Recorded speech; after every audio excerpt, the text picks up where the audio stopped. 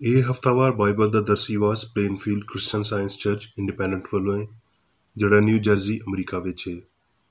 ਹੋਰ ਮਾਲੂਮਾਤ ਲਈ ਤੁਸੀਂ ਸਾਡੀ ਵੈਬਸਾਈਟ ਵੇਖੋ www.plainfieldcs.com। ਇਹ ਸਬਕ 12 ਜਨਵਰੀ 2020 ਇਤਵਾਰ ਦੇ ਦਿਨ ਹਫ਼ਤੇ ਦੇ ਅਖੀਰ ਉੱਤੇ ਤੁਹਾਡੇ ਪੜ੍ਹਨ ਲਈ ਤਿਆਰ ਕੀਤਾ ਗਿਆ ਹੈ। ਮਜ਼ਮੂਨ, ਸਾਕਰਾਮੈਂਟ, ਸੁਨਹਿਰੀ ਮਤਨ, ਸਮੂਏਲ। ਕੀ ਖੁਦਾਵੰਦ ਸੋਖਤਵੀਂ ਕੁਰਬਾਨੀਆਂ ਤੇ ਜ਼ਬੀਹਾਂ ਤੋਂ ਇੰਨਾ ਖੁਸ਼ ਹੁੰਦਾ ਹੈ ਜਿੰਨਾ ਇਸ ਗੱਲ ਤੋਂ ਕਿ ਖੁਦਾਵੰਦ ਦਾ ਹੁਕਮ ਮੰਨਿਆ ਜਾਵੇ। ਵੇਖ, ਫਰਮਾਬਰਦਾਰੀ ਕੁਰਬਾਨੀ ਤੋਂ ਤੇ ਗੱਲ ਮੰਨਣਾ ਮੈਂਡਿਆਂ ਦੀ ਚਰਬੀ ਤੋਂ ਚੰਗੀ ਹੈ। ਜਵਾਬੀ ਪੜ੍ਹਾਈ। ਯਰਮੀਆ। ਰੱਬੁਲ ਅਫਵਾਜ ਇਸਰਾਈਲ ਦਾ ਰੱਬ ਇੰਝ ਆਖਦਾ ਹੈ, ਜਿਹੜੇ ਵੇਲੇ ਤੁਹਾਡੇ ਪਿਓ ਦਾਦੇ ਨੂੰ ਮਿਸਰ ਦੇ ਮੁਲਕ ਤੋਂ ਕੱਢ ਲਿਆਇਆ, ਉਹਨੂੰ ਸੋਖਤਵੀਂ ਕੁਰਬਾਨੀ ਤੇ ਜ਼ਬੀਹੇ ਦੇ ਬਾਰੇ ਕੁਝ ਨਹੀਂ ਆਖਿਆ ਤੇ ਹੁਕਮ ਨਹੀਂ ਦਿੱਤਾ, ਬਲਕਿ ਮੈਂ ਉਹਨਾਂ ਨੂੰ ਇਹ ਹੁਕਮ ਦਿੱਤਾ ਤੇ ਆਖਿਆ ਵੀ ਮੇਰੀ ਆਵਾਜ਼ ਦੇ ਸ਼ਨਵਾ ਰਹੋ ਤੇ ਮੈਂ ਤੁਹਾਡਾ ਰੱਬ ਹੋਵਾਂਗਾ ਤੇ ਤੁਸੀਂ ਮੇਰੇ ਲੋਕ, ਤੇ ਜਿਹੜੀ ਰਾਹ ਦੀ ਮੈਂ ਤੁਹਾਨੂੰ ਹਦਾਇਤ ਕਰਾਂਗਾ ਉਹਦੇ ਉੱਤੇ ਟੁਰੋ ਤਾਂ ਜੋ ਤੁਹਾਡਾ ਭਲਾ ਹੋਵੇ। ਪਰ ਉਹਨਾਂ ਨੇ ਨਾ ਸੁਣਿਆ ਨਾ ਕੰਨ ਲਾਇਆ, ਬਲਕਿ ਆਪਣੀਆਂ ਮਸਲਹਤਾਂ ਤੇ ਬੁਰੇ ਦਿਲ ਦੀਆਂ ਸਖਤੀਆਂ ਉੱਤੇ ਟੁਰੇ ਤੇ ਬਰਗਸ਼ਤਾ ਹੋਏ ਤੇ ਅੱਗੇ ਨਾ ਵਧੇ। ਤੁਸੀਂ ਇਸ ਅਹਿਦ ਦੀਆਂ ਗੱਲਾਂ ਨੂੰ ਸੁਣੋ ਤੇ ਬਨੀ ਯਹੂਦਾ ਤੇ ਯਰੂਸ਼ਲਮ ਦੇ ਬਾਸ਼ਿੰਦਿਆਂ ਨੂੰ ਬਿਆਨ ਕਰੋ ਤੇ ਤੂੰ ਉਹਨਾਂ ਨੂੰ ਆਖ, ਖੁਦਾਵੰਦ ਇਸਰਾਈਲ ਦਾ ਰੱਬ ਇੰਝ ਆਖਦਾ ਹੈ ਭਈ ਲਾਨਤ ਉਸ ਇਨਸਾਨ ਉੱਤੇ ਜਿਹੜਾ ਇਸ ਅਹਿਦ ਦੀਆਂ ਗੱਲਾਂ ਨਹੀਂ ਸੁਣਦਾ। ਜਦੋਂ ਮੈਂ ਤੁਹਾਡੇ ਪਿਓ ਦਾਦੇ ਨੂੰ ਉਸ ਵੇਲੇ ਆਖਿਆ, ਜਦੋਂ ਮੈਂ ਉਹਨਾਂ ਨੂੰ ਮਿਸਰ ਦੇ ਮੁਲਕ ਵਿੱਚੋਂ ਲੋਹੇ ਦੇ ਤੰਦੂਰ ਵਿੱਚੋਂ ਇਹ ਆਖ ਕੇ ਕੱਢ ਲਿਆਇਆ ਭਈ ਤੁਸੀਂ ਮੇਰੀ ਆਵਾਜ਼ ਦੀ ਫਰਮਾਬਰਦਾਰੀ ਕਰੋ ਤੇ ਜੋ ਕੁਝ ਮੈਂ ਤੁਹਾਨੂੰ ਹੁਕਮ ਦਿੱਤਾ ਹੈ ਉਹਦੇ ਉੱਤੇ ਅਮਲ ਕਰੋ ਤੇ ਤੁਸੀਂ ਮੇਰੇ ਲੋਕ ਹੋਵੋਗੇ ਤੇ ਮੈਂ ਤੁਹਾਡਾ ਰੱਬ ਹੋਵਾਂਗਾ। ਦਰਸੀ ਆਵਾਜ਼ ਬਾਈਬਲ ਵਿੱਚੋਂ। ਖਰੂਜ। ਤੇ ਮੂਸਾ ਉਹਦੇ ਉੱਤੇ ਚੜ੍ਹ ਕੇ ਰੱਬ ਦੇ ਕੋਲ ਗਿਆ ਤੇ ਖੁਦਾਵੰਦ ਨੇ ਉਹਨੂੰ ਪਹਾੜ ਉੱਤੋਂ ਪੁਕਾਰ ਕੇ ਆਖਿਆ, ਤੂੰ ਯਾਕੂਬ ਦੇ ਖਾਨਦਾਨ ਨੂੰ ਇੰਝ ਆਖ ਤੇ ਬਨੀ ਇਸਰਾਈਲ ਨੂੰ ਸੁਣਾ ਦੇ ਭਈ ਤੁਸੀਂ ਵੇਖਿਆ ਭਈ ਮੈਂ ਮਿਸਰੀਆਂ ਨਾਲ ਕੀ ਕੀਤਾ ਤੇ ਤੁਹਾਨੂੰ ਉਕਾਬ ਦੇ ਪਰਾਂ ਉੱਤੇ ਬਿਠਾ ਕੇ ਆਪਣੇ ਕੋਲ ਲੈ ਆਇਆ। ਇਸ ਲਈ ਹੁਣ ਜੇ ਤੁਸੀਂ ਮੇਰੀ ਗੱਲ ਮੰਨੋ ਤੇ ਮੇਰੇ ਅਹਿਦ ਉੱਤੇ ਟੁਰੋ ਤੇ ਸਾਰੀਆਂ ਕੌਮਾਂ ਵਿੱਚੋਂ ਤੁਸੀਂ ਹੀ ਮੇਰੀ ਖਾਸ ਮਲਕੀਅਤ ਠਹਿਰੋਗੇ, ਕਿਉਂ ਜੇ ਸਾਰੀ ਧਰਤੀ ਮੇਰੀ ਹੈ ਤੇ ਤੁਸੀਂ ਮੇਰੇ ਲਈ ਕਾਹਨਾਂ ਦੀ ਇੱਕ ਮਮਲਕਤ ਤੇ ਇੱਕ ਪਾਕ ਕੌਮ ਹੋਵੋਗੇ। ਇਹਨਾਂ ਹੀ ਗੱਲਾਂ ਨੂੰ ਤੂੰ ਬਨੀ ਇਸਰਾਈਲ ਨੂੰ ਸੁਣਾ ਦੇਵੀਂ। ਇਸਤਸਨਾ। ਇਸ ਲਈ ਅੱਜ ਦੇ ਦਿਨ ਤੂੰ ਜਾਣ ਲੈ ਤੇ ਇਹਨੂੰ ਆਪਣੇ ਦਿਲ ਵਿੱਚ ਜਮਾ ਲੈ ਤੇ ਹੇਠਾਂ ਧਰਤੀ ਉੱਤੇ ਖੁਦਾਵੰਦ ਹੀ ਰੱਬ ਏ ਤੇ ਦੂਜਾ ਕੋਈ ਨਹੀਂ। ਇਸ ਲਈ ਤੂੰ ਉਹਦੇ ਆਇਨ ਤੇ ਹੁਕਮਾਂ ਨੂੰ ਜਿਹੜੇ ਮੈਂ ਅੱਜ ਤੈਨੂੰ ਦੱਸਦਾ ਵਾਂ ਮੰਨੀ, ਵੀ ਤੇਰਾ ਤੇ ਤੇਰੇ ਬਾਅਦ ਤੇਰੀ ਔਲਾਦ ਦਾ ਭਲਾ ਹੋਵੇ ਤੇ ਹਮੇਸ਼ਾ ਉਸ ਮੁਲਕ ਵਿੱਚ ਜਿਹੜਾ ਖੁਦਾਵੰਦ ਤੇਰਾ ਰੱਬ ਦਿੰਦਾ ਹੈ ਤੇਰੀ ਉਮਰ ਲੰਮੀ ਹੋਵੇ। ਮਰਕਸ।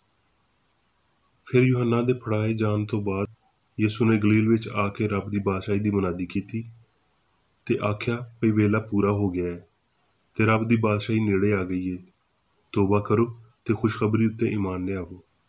ਫਿਰ ਉਹ ਕੁਫਰਨਹੂਮ ਵਿੱਚ ਦਾਖਲ ਹੋਏ ਤੇ ਉਹ ਫਿਲਫੋਰ ਸਬਤ ਦੇ ਦਿਨ ਇਬਾਦਤ ਖਾਨੇ ਵਿੱਚ ਜਾ ਕੇ ਤਾਲੀਮ ਦੇਣ ਲੱਗ ਪਿਆ ਤੇ ਲੋਕ ਉਹਦੀ ਤਾਲੀਮ ਤੋਂ ਹੈਰਾਨ ਹੋਏ, ਕਿਉਂ ਜੇ ਉਹ ਉਹਨਾਂ ਨੂੰ ਫਕੀਹਾਂ ਵਾਂਗਰ ਨਹੀਂ ਬਲਕਿ ਸਾਹਬ ਇਖਤਿਆਰ ਵਾਂਗਰ ਤਾਲੀਮ ਦਿੰਦਾ ਸੀ। ਤੇ ਫਿਲਫੋਰ ਉਹਨਾਂ ਦੇ ਇਬਾਦਤ ਖਾਨੇ ਵਿੱਚ ਇੱਕ ਬੰਦਾ ਮਿਲਿਆ ਜਿਹਦੇ ਵਿੱਚ ਨਾਪਾਕ ਰੂਹ ਸੀ। ਉਹ ਇੰਝ ਆਖ ਕੇ ਚੀਕਣ ਲੱਗ ਪਿਆ, ਭਈ ਐ ਯਿਸੂ ਨਾਸਰੀ, ਸਾਨੂੰ ਤੇਰੇ ਨਾਲ ਕੀ ਕੰਮ? ਕੀ ਤੂੰ ਸਾਨੂੰ ਹਲਾਕ ਕਰਨ ਆਇਆ ਹੈ? ਮੈਂ ਤੈਨੂੰ ਜਾਣਦਾ ਵਾਂ ਵੀ ਤੂੰ ਕੌਣ ਹੈ, ਰੱਬ ਦਾ ਕਦੂਸ ਹੈ। ਯਿਸੂ ਨੇ ਉਹਨੂੰ ਝਿੜਕ ਕੇ ਆਖਿਆ, ਚੁੱਪ ਰਹਿ ਤੇ ਇਹਦੇ ਵਿੱਚੋਂ ਨਿਕਲ ਜਾ। ਇਸ ਲਈ ਉਹ ਨਾਪਾਕ ਰੂਹ ਉਹਨੂੰ ਮਰੋੜ ਕੇ ਤੇ ਉੱਚੀ ਆਵਾਜ਼ ਨਾਲ ਚੀਖ ਕੇ ਉਹਦੇ ਵਿੱਚੋਂ ਨਿਕਲ ਗਈ। ਤੇ ਸਾਰੇ ਲੋਕ ਹੈਰਾਨ ਹੋਏ ਤੇ ਆਪਸ ਵਿੱਚ ਇਹ ਆਖ ਕੇ ਬਹਿਸ ਕਰਨ ਲੱਗੇ ਵੀ ਇਹ ਕੀ ਹੈ, ਇਹ ਤੇ ਨਵੀਂ ਤਾਲੀਮ ਹੈ। ਉਹ ਨਾਪਾਕ ਰੂਹਾਂ ਨੂੰ ਵੀ ਇਖਤਿਆਰ ਦੇ ਨਾਲ ਹੁਕਮ ਦਿੰਦਾ ਹੈ ਤੇ ਉਹ ਉਹਦਾ ਹੁਕਮ ਮੰਨਦੀਆਂ ਨੇ। ਯੂਹੰਨਾ।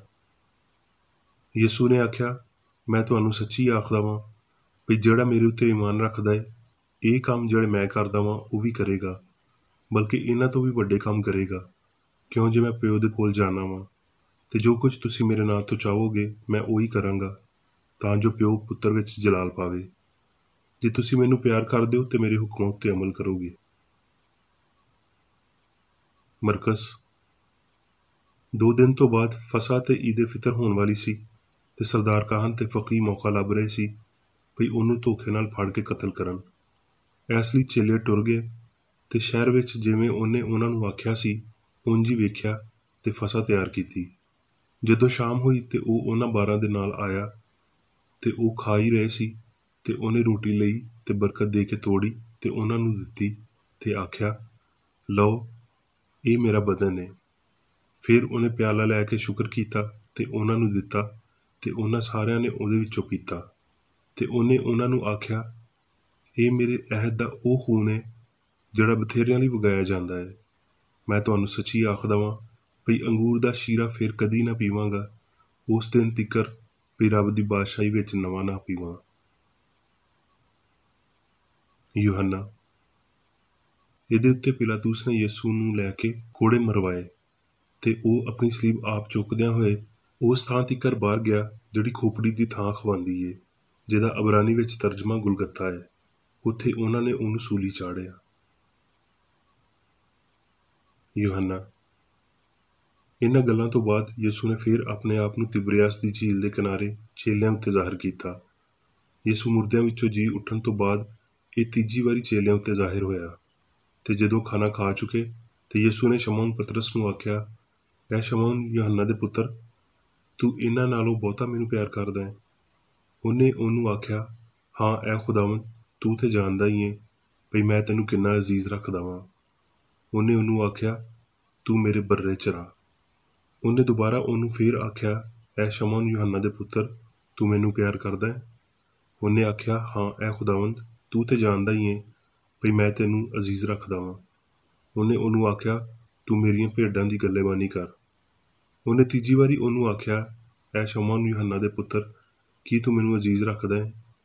ਕਿਉਂ ਜੇ ਉਹਨੇ ਤੀਜੀ ਵਾਰੀ ਆਖਿਆ ਕਿ ਤੂੰ ਮੈਨੂੰ ਅਜ਼ੀਜ਼ ਰੱਖਦਾ ਹੈ, ਇਸ ਪਾਰੋਂ ਪਤਰਸ ਨੇ ਦਲੇਰ ਹੋ ਕੇ ਉਹਨੂੰ ਆਖਿਆ, ਐ ਖੁਦਾਵੰਦ, ਤੂੰ ਤੇ ਸਭ ਕੁਝ ਜਾਣਦਾ ਹੀ ਏ, ਤੈਨੂੰ ਪਤਾ ਹੀ ਏ ਭਈ ਮੈਂ ਤੈਨੂੰ ਕਿੰਨਾ ਅਜ਼ੀਜ਼ ਰੱਖਦਾ ਵਾਂ। ਯਿਸੂ ਨੇ ਉਹਨੂੰ ਆਖਿਆ, ਤੂੰ ਮੇਰੀਆਂ ਭੇਡਾਂ ਚਰਾ। ਰੋਮੀਓ। ਕੀ ਤੁਸੀਂ ਨਹੀਂ ਜਾਣਦੇ ਭਈ ਜਿਹਦੀ ਫਰਮਾਬਰਦਾਰੀ ਲਈ ਆਪਣੇ ਆਪ ਨੂੰ ਗੁਲਾਮਾਂ ਵਾਂਗਰ ਹਵਾਲੇ ਕਰ ਦਿੰਦੇ ਹੋ, ਉਹਦੇ ਹੀ ਗੁਲਾਮ ਹੋ ਜਿਹਦੇ ਫਰਮਾਬਰਦਾਰ ਹੋ, ਭਾਵੇਂ ਪਾਪ ਦੇ ਜਿਹਦਾ ਅੰਜਾਮ ਮੌਤ ਹੈ, ਭਾਵੇਂ ਫਰਮਾਬਰਦਾਰੀ ਦੇ ਜਿਹਦਾ ਅੰਜਾਮ ਰਾਸਤਬਾਜ਼ੀ ਹੈ। ਪਰ ਰੱਬ ਦਾ ਸ਼ੁਕਰ ਹੈ, ਜੇ ਤੁਸੀਂ ਪਾਪ ਦੇ ਗੁਲਾਮ ਹੁੰਦੇ ਫਿਰ ਵੀ ਦਿਲ ਤੋਂ ਉਸ ਤਾਲੀਮ ਦੇ ਫਰਮਾਬਰਦਾਰ ਹੋ ਗਏ ਸੀ ਜਿਹਦੇ ਸਾਂਚੇ ਵਿੱਚ ਤੁਸੀਂ ਢਾਲੇ ਗਏ ਸੀ, ਤੇ ਪਾਪ ਤੋਂ ਆਜ਼ਾਦ ਹੋ ਕੇ ਰਾਸਤਬਾਜ਼ੀ ਦੇ ਗੁਲਾਮ ਹੋ ਗਏ। ਕਰੰਥੀਓ। ਕਿਉਂ ਜੇ ਅਸੀਂ ਭਾਵੇਂ ਬਦਨ ਵਿੱਚ ਹਯਾਤੀ ਗੁਜ਼ਾਰਦੇ ਹਾਂ ਪਰ ਬਦਨ ਦੇ ਤੌਰ 'ਤੇ ਲੜਦੇ ਨਹੀਂ, ਇਸ ਲਈ ਭਈ ਸਾਡੀ ਲੜਾਈ ਦੇ ਹਥਿਆਰ ਬਦਨੀ ਨਹੀਂ ਬਲਕਿ ਰੱਬ ਦੇ ਨੇੜੇ ਕਲਿਆਂ ਨੂੰ ਢਾਹ ਦੇਣ ਦੇ ਕਾਬਲ ਨੇ। ਇਸ ਲਈ ਅਸੀਂ ਤਸਵਰਾਂ ਤੇ ਹਰ ਇੱਕ ਉੱਚੀ ਸ਼ੈ ਨੂੰ ਜਿਹੜੀ ਰੱਬ ਦੀ ਪਛਾਣ ਦੇ ਖਿਲਾਫ ਸਿਰ ਚੁੱਕੀ ਹੋਵੇ ਢਾਹ ਦਿੰਦੇ ਹਾਂ ਤੇ ਹਰ ਇੱਕ ਖਿਆਲ ਨੂੰ ਕੈਦ ਕਰਕੇ ਮਸੀਹ ਦਾ ਫਰਮਾਬਰਦਾਰ ਬਣਾ ਦਿੰਦੇ ਹਾਂ। ਹੁਣ ਮੈਂ ਮੇਰੀ ਬੇਕਰ ਏਡੀ ਦੀ ਲਿਖੀ ਹੋਈ ਕ੍ਰਿਸਚਨ ਸਾਇੰਸ ਦੀ ਦਰਸੀ ਕਿਤਾਬ ਸਾਇੰਸ ਤੇ ਸਿਹਤ ਆਇਤਾਂ ਦੀ ਕੁੰਜੀ ਦੇ ਨਾਲ ਵਿੱਚੋਂ ਲਈਆਂ ਹੋਈਆਂ ਲਿਖਾਈਆਂ ਪੜ੍ਹਾਂਗਾ। ਸਾਇੰਸ ਤੇ ਸਿਹਤ।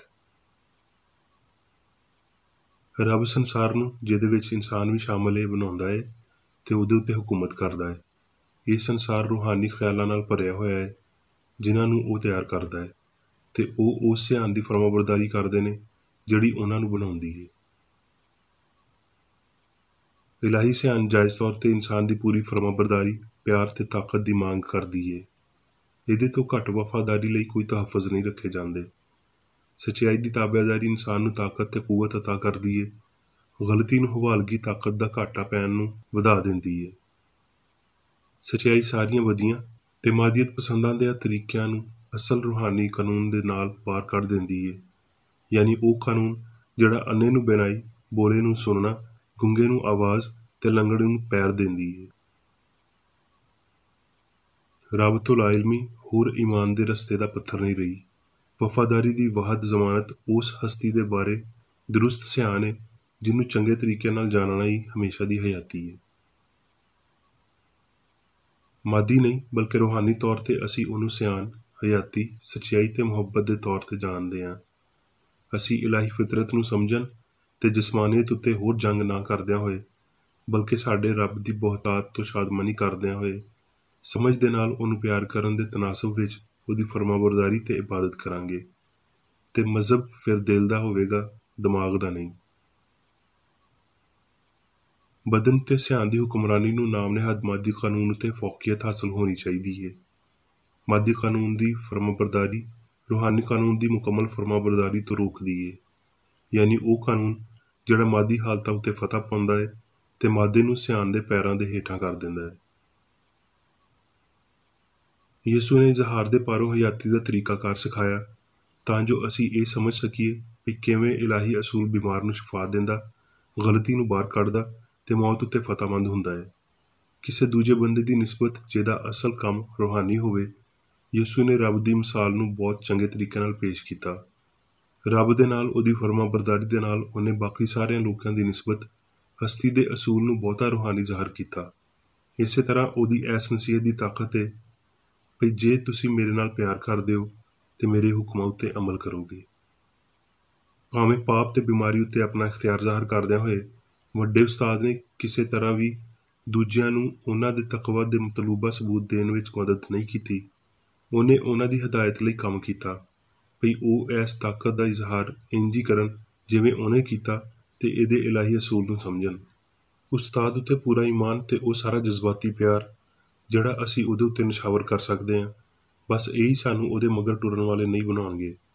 ਸਾਨੂੰ ਜਾ ਕੇ ਉਹਦੇ ਵਾਂਗਰ ਹੀ ਕੰਮ ਕਰਨਾ ਚਾਹੀਦਾ ਹੈ, ਨਹੀਂ ਤੇ ਅਸੀਂ ਉਹਨਾਂ ਵੱਡੀਆਂ ਬਰਕਤਾਂ ਨੂੰ ਨਹੀਂ ਵਧਾ ਰਹੇ ਜਿਹੜੀਆਂ ਸਾਡੇ ਮਾਲਕ ਨੇ ਸਾਨੂੰ ਦੇਣ ਲਈ ਕੰਮ ਕੀਤਾ ਤੇ ਤਕਲੀਫ ਸਹੀ। ਮਸੀਹ ਦੀ ਅਲੂਹੀਅਤ ਦਾ ਇਜ਼ਹਾਰ ਯਿਸੂ ਦੀ ਇਨਸਾਨੀਅਤ ਵਿੱਚ ਕੀਤਾ ਗਿਆ ਸੀ। ਯਿਸੂ ਨੇ ਸਾਡੀਆਂ ਕਮਜ਼ੋਰੀਆਂ ਸਹੀਆਂ। ਉਹ ਬਸ਼ਰੀ ਅਕੀਦੇ ਦੀ ਗਲਤੀ ਨੂੰ ਜਾਣਦਾ ਸੀ ਤੇ ਉਹਦੇ ਮਾਰ ਖਾਣ ਨਾਲ, ਗਲਤੀ ਨੂੰ ਰੱਦ ਕਰਨ ਨਾਲ ਅਸੀਂ ਸ਼ਿਫਾ ਪਾਈ। ਬੰਦਿਆਂ ਵਿੱਚ ਹਕੀਰ ਤੇ ਮਰਦੂਦ ਹੁੰਦਿਆਂ ਹੋਏ, ਹਕਾਰਤ ਦੇ ਬਦਲੇ ਬਰਕਤਾਂ ਦਿੰਦਿਆਂ ਹੋਏ ਉਹਨੇ ਇਨਸਾਨਾਂ ਨੂੰ ਉਹਨਾਂ ਦੇ ਆਪਣੇ ਖਿਲਾਫ ਤਾਲੀਮ ਦਿੱਤੀ ਤੇ ਜਦੋਂ ਗਲਤੀ ਨੇ ਸੱਚਾਈ ਦੀ ਤਾਕਤ ਨੂੰ ਮਹਿਸੂਸ ਕੀਤਾ ਤੇ ਕੋੜੇ ਤੇ ਸੂਲੀ ਉਸ ਵੱਡੇ ਉਸਤਾਦ ਦੀ ਉਡੀਕ ਵਿੱਚ ਸਨ, ਉਹ ਇਹ ਜਾਣਦੇ ਹੋਏ ਕਦੀ ਨਾ ਝੁਕਿਆ ਵੀ ਇਲਾਹੀ ਹੁਕਮ ਦੀ ਫਰਮਾਬਰਦਾਰੀ ਕਰਨਾ ਤੇ ਰੱਬ ਉੱਤੇ ਭਰੋਸਾ ਕਰਨਾ ਪਾਪ ਤੋਂ ਪਾਕੀਜ਼ਗੀ ਵੱਲ ਲੈ ਜਾਣ ਵਾਲੀ ਨਵੀਂ ਰਾਹ ਨੂੰ ਬਣਾਉਂਦਾ ਹੈ ਤੇ ਉਹਦੇ ਉੱਤੇ ਟੁਰਨ ਨਾਲ ਮੁਕਤੀ ਮਿਲਦੀ ਹੈ। ਜਦੋਂ ਉਹ ਖਾ ਰਹੇ ਸੀ ਤੇ ਯਿਸੂ ਨੇ ਰੋਟੀ ਲਈ ਤੇ ਬਰਕਤ ਦੇ ਕੇ ਤੋੜੀ ਤੇ ਚੇਲਿਆਂ ਨੂੰ ਦੇ ਕੇ ਆਖਿਆ, ਲਓ ਖਾਓ, ਇਹ ਮੇਰਾ ਬਦਨ ਹੈ। ਫਿਰ ਪਿਆਲਾ ਲੈ ਕੇ ਸ਼ੁਕਰ ਕੀਤਾ ਤੇ ਉਹਨਾਂ ਨੂੰ ਦੇ ਕੇ ਆਖਿਆ, ਤੁਸੀਂ ਸਾਰੇ ਇਹਦੇ ਵਿੱਚੋਂ ਪੀਓ। ਜੇ ਇਸ ਸਾਕਰਾਮੈਂਟ ਨੂੰ ਰੋਟੀ ਤੇ ਮੈਅ ਨੂੰ ਵਰਤਣ ਨਾਲ ਮਹਿਦੂਦ ਕਰ ਦਿੱਤਾ ਜਾਵੇ ਤੇ ਅਸਲ ਜੌਹਰ ਰੂਹਾਨੀ ਤੌਰ ਤੇ ਖਤਮ ਹੋ ਜਾਂਦਾ ਹੈ। ਚੇਲਿਆਂ ਨੇ ਰੋਟੀ ਖਾ ਲਈ ਸੀ, ਫਿਰ ਵੀ ਯਿਸੂ ਨੇ ਦੁਆ ਕਰਕੇ ਉਹਨਾਂ ਨੂੰ ਰੋਟੀ ਦਿੱਤੀ। ਜ਼ਾਹਰੀ ਲਿਹਾਜ਼ ਨਾਲ ਇਹ ਸ਼ਾਇਦ ਬੇਵਕੂਫੀ ਵਾਲੀ ਗੱਲ ਹੋਵੇ, ਪਰ ਇਹਦੇ ਰੂਹਾਨੀ ਮਫਹੂਮ ਵਿੱਚ ਇਹ ਫਿਤਰੀ ਤੇ ਖੂਬਸੂਰਤ ਗੱਲ ਸੀ। ਯਿਸੂ ਨੇ ਦੁਆ ਕੀਤੀ, ਉਹਨੇ ਹੋਰ ਰੌਸ਼ਨ, ਹੋਰ ਰੂਹਾਨੀ ਖਿਆਲਾਂ ਦੇ ਨਾਲ ਆਪਣੇ ਦਿਲ ਨੂੰ ਤਾਜ਼ਾਦਮ ਕਰਨ ਲਈ ਮਾਦੀ ਹਿੱਸਾਂ ਤੋਂ ਲਿਆ। ਉਹ ਫਿਸਾ ਜਿਹੜੀ ਯਿਸੂ ਨੇ ਆਪਣੇ ਚੇਲਿਆਂ ਦੇ ਨਾਲ ਨਿਸਾਨ ਦੇ ਮਹੀਨੇ ਵਿੱਚ ਆਪਣੇ ਸੂਲੀ ਚੜ੍ਹਨ ਤੋਂ ਪਹਿਲਾਂ ਖਾਧੀ, ਉਹ ਇੱਕ ਦੁੱਖ ਦਾ ਮੌਕਾ ਸੀ, ਇੱਕ ਸੋਗਵਾਰ ਖਾਣਾ ਜਿਹੜਾ ਦਿਨ ਦੇ ਅਖੀਰ ਉੱਤੇ ਪਰ ਚਾਨਣ ਵਿੱਚ ਸੀ, ਜਿਹਦੇ ਵਿੱਚ ਤੇਜ਼ੀ ਨਾਲ ਗਹਿਰੇ ਪਰਛਾਵੇਂ ਆਲੇ ਦੁਆਲੇ ਫੈਲ ਰਹੇ ਸੀ। ਤੇ ਇਸ ਖਾਣੇ ਨੇ ਮਾਦੇ ਲਈ ਯਿਸੂ ਦੀ ਰਸਮ ਪ੍ਰਸਤੀ ਜਾਂ ਮਨਜ਼ੂਰੀ ਨੂੰ ਹਮੇਸ਼ਾ ਲਈ ਮੁਕਾ ਦਿੱਤਾ। ਮਸੀਹੀ ਫਰਜ਼ਾਂ ਦੀ ਫਹਿਰਿਸਤ ਵਿੱਚ ਸਭ ਤੋਂ ਪਹਿਲਾ ਫਰਜ਼ ਉਹਨੇ ਆਪਣੇ ਮਗਰ ਟੁਰਨ ਵਾਲਿਆਂ ਨੂੰ ਸਿਖਾਇਆ, ਉਹ ਸੱਚਾਈ ਤੇ ਪਿਆਰ ਦੀ ਸ਼ਿਫਾ ਦੇਣ ਵਾਲੀ ਤਾਕਤ ਹੈ। ਉਹਨੇ ਬੇਜਾਨ ਰਸਮਾਂ ਨੂੰ ਕੋਈ ਅਹਿਮੀਅਤ ਨਹੀਂ ਦਿੱਤੀ। ਇਹ ਜਿਉਂਦਾ ਮਸੀਹ ਅਮਲੀ ਸੱਚਾਈ ਹੀ ਹੈ, ਜਿਹੜਾ ਮਸੀਹ ਨੂੰ ਉਹਨਾਂ ਸਾਰਿਆਂ ਲਈ ਕਿਆਮਤ ਤੇ ਹਯਾਤੀ ਬਣਾਉਂਦਾ ਹੈ ਜਿਹੜੇ ਕੰਮਾਂ ਵਿੱਚ ਉਹਦੇ ਮਗਰ ਟੁਰਦੇ ਨੇ। ਉਹਦੇ ਕੀਮਤੀ ਹੁਕਮਾਂ ਦੀ ਫਰਮਾਬਰਦਾਰੀ ਕਰਦਿਆਂ ਹੋਏ ਜਿੰਨਾ ਅਸੀਂ ਇਹਨੂੰ ਸਮਝ ਸਕਦੇ ਹਾਂ, ਓਨਾ ਹੀ ਉਹਦੇ ਇਜ਼ਹਾਰ ਮਗਰ ਟੁਰਦਿਆਂ ਹੋਏ ਅਸੀਂ ਉਹਦੇ ਪਿਆਲੇ ਵਿੱਚੋਂ ਪੀਂਦੇ ਹਾਂ, ਉਹਦੀ ਰੋਟੀ ਵਿੱਚ ਸ਼ਰੀਕ ਹੁੰਦੇ ਹਾਂ ਤੇ ਉਹਦੀ ਪਾਕੀਜ਼ਗੀ ਵਿੱਚ ਬਪਤਿਸਮਾ ਪਾਉਂਦੇ ਹਾਂ। ਤੇ ਅਖੀਰੀ ਅਸੀਂ ਜਿਹੜਾ ਮੌਤ ਉੱਤੇ ਫਤਹ ਪਾਉਂਦਾ ਹੈ, ਉਸ ਇਲਾਹੀ ਅਸੂਲ ਦੇ ਪੂਰੇ ਫਹਿਮ ਵਿੱਚ ਉਹਦੇ ਨਾਲ ਬੈਠਾਂਗੇ, ਆਰਾਮ ਕਰਾਂਗੇ। ਅਸੀਂ ਦੋ ਮਾਲਕਾਂ ਦੀ ਗੁਲਾਮੀ ਨਹੀਂ ਕਰ ਸਕਦੇ।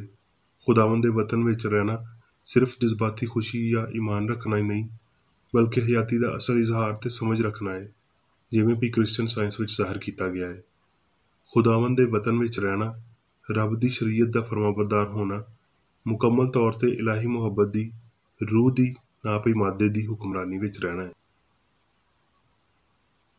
ਇਸ ਲਈ ਆਪਣੇ ਆਪ ਵਿੱਚ ਇੱਕ ਕਾਨੂੰਨ ਦੀ ਸ਼ਕਲ ਲੈ ਕੇ ਮਸੀਹੀ ਸਾਇੰਸੀ ਇਨਸਾਨ ਇਲਾਹੀ ਸ਼ਰੀਅਤ ਦਾ ਪਰਛਾਵਾਂ ਬਣਦਾ ਹੈ। ਉਹ ਕਿਸੇ ਇਨਸਾਨ ਉੱਤੇ ਤਸ਼ੱਦਦ ਨਹੀਂ ਕਰਦਾ, ਨਾ ਹੀ ਉਹ ਝੂਠਾ ਇਲਜ਼ਾਮ ਲਾਉਣ ਵਾਲਾ ਹੈ। ਕ੍ਰਿਸਚਨ ਸਾਇੰਸਦਾਨ ਬੜੀ ਸਮਝਦਾਰੀ ਨਾਲ ਆਪਣੀ ਰਾਹ ਸਿੱਧੀ ਕਰਦਾ ਹੈ ਤੇ ਉਹ ਇਲਾਹੀ ਸਿਆਣ ਦੀਆਂ ਹਦਾਇਤਾਂ ਮਗਰ ਟੁਰਨ ਵਿੱਚ ਲਗਾਤਾਰ ਤੇ ਇਮਾਨਦਾਰ ਹੁੰਦਾ ਹੈ। ਹਯਾਤੀ ਗੁਜ਼ਾਰਨ ਤੇ ਉਹਦੇ ਨਾਲ ਸ਼ਿਫਾ ਦੇਣ ਤੇ ਤਾਲੀਮ ਦੇਣ ਦੇ ਰਾਹੀਂ ਉਹਨੂੰ ਇਹ ਸਾਬਤ ਕਰਨਾ ਚਾਹੀਦਾ ਹੈ ਕਿ ਮਸੀਹ ਦੀ ਰਾਹ ਹੀ ਉਹ ਕੱਲੀ ਰਾਹ ਹੈ ਜਿਹਦੇ ਰਾਹੀਂ ਬੰਦੇ ਇੱਕੋ ਵਾਰੀ ਪਾਪ ਤੇ ਬਿਮਾਰੀ ਤੋਂ ਮੁਕਤੀ ਪਾਉਂਦੇ ਨੇ। ਜੇ ਉਹ ਸਾਰੇ ਜਿਨ੍ਹਾਂ ਨੇ ਸਾਕਰਾਮੈਂਟ ਵਿੱਚ ਹਿੱਸਾ ਲਿਆ ਯਿਸੂ ਦੇ ਦੁੱਖਾਂ ਦੀ ਅਸਲ ਵਿੱਚ ਯਾਦਗਾਰੀ ਮਨਾਈ ਸੀ ਤੇ ਉਸ ਪਿਆਲੇ ਵਿੱਚੋਂ ਪੀਤਾ ਸੀ ਤੇ ਉਹ ਜੱਗ ਵਿੱਚ ਇਨਕਲਾਬ ਲੈ ਆਉਂਦੇ, ਉਹ ਸਾਰੇ ਜਿਹੜੇ ਮਾਦੀ ਅਲਾਮਤਾਂ ਦੇ ਰਾਹੀਂ ਉਹਦੀ ਯਾਦਗਾਰੀ ਨੂੰ ਲੱਭਣ ਵਾਲੇ ਨੇ, ਉਹ ਸੂਲੀ ਚੁੱਕਣਗੇ, ਬਿਮਾਰਾਂ ਨੂੰ ਸ਼ਿਫਾ ਦੇਣਗੇ, ਬਦਰੂਆਂ ਨੂੰ ਕੱਢਣਗੇ ਤੇ ਮਸੀਹ ਸੱਚਾਈ ਦੀ ਖੁਸ਼ਖਬਰੀ ਗਰੀਬਾਂ ਮੰਫੀ ਸੋਚ ਵਾਲਿਆਂ ਨੂੰ ਦੇਣਗੇ। ਉਹ 1000 ਸਾਲਾ ਦੌਰ ਲਿਆਉਣਗੇ। ਹੁਣ ਮੈਂ ਮੇਰੀ ਬੇਕਰ ਰੈਡੀ ਵੱਲੋਂ ਚਰਚ ਮੈਨੂਅਲ ਵਿੱਚ ਦਿੱਤੇ ਹੋਏ ਰੋਜ਼ਾਨਾ ਦੇ 3 ਫਰਜ਼ ਪੜਾਂਗਾ। ਰੋਜ਼ਾਨਾ ਦੀ ਦੁਆ। ਇਸ ਚਰਚ ਦੇ ਹਰ ਰੁਕਨ ਦਾ ਇਹ ਫਰਜ਼ ਹੈ ਕਿ ਉਹ ਹਰ ਰੋਜ਼ ਇਹ ਦੁਆ ਕਰੇ, ਤੇਰੀ ਬਾਦਸ਼ਾਹੀ ਆਵੇ, ਇਲਾਹੀ ਸੱਚਾਈ, ਹਯਾਤੀ ਤੇ ਪਿਆਰ ਦੀ ਸਲਤਨਤ ਮੇਰੇ ਅੰਦਰ ਕਾਇਮ ਹੋਵੇ ਤੇ ਸਾਰੇ ਪਾਪ ਮੈਥੋਂ ਨਿਕਲ ਜਾਣ ਤੇ ਤੇਰਾ ਕਲਾਮ ਸਾਰੇ ਇਨਸਾਨਾਂ ਦੇ ਪਿਆਰ ਨੂੰ ਵਧਾਵੇ ਤੇ ਉਹਨਾਂ ਉੱਤੇ ਹਕੂਮਤ ਕਰੇ। ਮਕਸਦਾਂ ਤੇ ਕੰਮਾਂ ਦਾ ਇੱਕ ਅਸੂਲ। ਨਾ ਕੋਈ ਮੁਖਾਲਫਤ ਤੇ ਨਾ ਕੋਈ ਜ਼ਾਤੀ ਤਾਲੁਕ ਮਾਦਰੀ ਚਰਚ ਦੇ ਕਿਸੇ ਰੁਕਨ ਦੇ ਮਕਸਦਾਂ ਜਾਂ ਕੰਮਾਂ ਉੱਤੇ ਅਸਰ ਕਰਨੇ ਚਾਹੀਦੇ। ਸਾਇੰਸ ਵਿੱਚ ਬਸ ਇਲਾਹੀ ਪਿਆਰ ਹੀ ਹਕੂਮਤ ਕਰਦਾ ਹੈ ਤੇ ਇੱਕ ਮਸੀਹੀ ਸਾਇੰਸਦਾਨ ਪਾਪ ਨੂੰ ਰੱਦ ਕਰਦਿਆਂ ਹੋਏ ਸੁੱਚੀ ਭਰਾਬੰਦੀ, ਖੈਰਾਤ ਪਸੰਦੀ ਤੇ ਮਾਫੀ ਨਾਲ ਪਿਆਰ ਦੀਆਂ ਮਿੱਠੀਆਂ ਸੱਚਾਈਆਂ ਦਾ ਪਰਛਾਵਾਂ ਬਣਦਾ ਹੈ। ਇਸ ਚਰਚ ਦੇ ਸਾਰੇ ਰੁਕਨਾਂ ਨੂੰ ਸਾਰੇ ਪਾਪਾਂ ਤੋਂ, ਗਲਤ ਤਰ੍ਹਾਂ ਦੀਆਂ ਪੇਸ਼ਨਗੋਈਆਂ, ਮੁਨਸਫੀਆਂ, ਮੁਜ਼ੰਮਤਾਂ, ਸਲਾਹਾਂ, ਗਲਤ ਅਸਰਾਂ ਨੂੰ ਲੈਣ ਤੇ ਗਲਤ ਅਸਰ ਦੇਣ ਤੋਂ ਆਜ਼ਾਦ ਰਹਿਣ ਲਈ ਹਰ ਰੋਜ਼ ਖਿਆਲ ਰੱਖਣਾ ਚਾਹੀਦਾ ਹੈ ਤੇ ਦੁਆ ਕਰਨੀ ਚਾਹੀਦੀ ਹੈ। ਫਰਜ਼ ਲਈ ਚੁਸਤੀ। ਇਸ ਚਰਚ ਦੇ ਹਰ ਰੁਕਨ ਦਾ ਇਹ ਫਰਜ਼ ਹੈ ਕਿ ਉਹ ਹਰ ਰੋਜ਼ ਜਾਰਹਾਨਾ ਜ਼ਹਿਨੀ ਸਲਾਮਾਂ ਦੇ ਖਿਲਾਫ ਆਪਣੇ ਆਪ ਨੂੰ ਤਿਆਰ ਰੱਖੇ ਤੇ ਰੱਬ, ਆਪਣੇ ਕਾਇਦ ਤੇ ਇਨਸਾਨਾਂ ਲਈ ਆਪਣੇ ਫਰਜ਼ਾਂ ਨੂੰ ਨਾ ਕਦੀ ਭੁੱਲੇ ਤੇ ਨਾ ਕਦੀ ਨਜ਼ਰਅੰਦਾਜ਼ ਕਰੇ। ਉਹਦੇ ਕੰਮਾਂ ਦੇ ਰਾਹੀਂ ਉਹਦਾ ਇਨਸਾਫ ਹੋਵੇਗਾ, ਉਹ ਬੇਕਸੂਰ ਜਾਂ ਕਸੂਰਵਾਰ ਹੋਵੇਗਾ।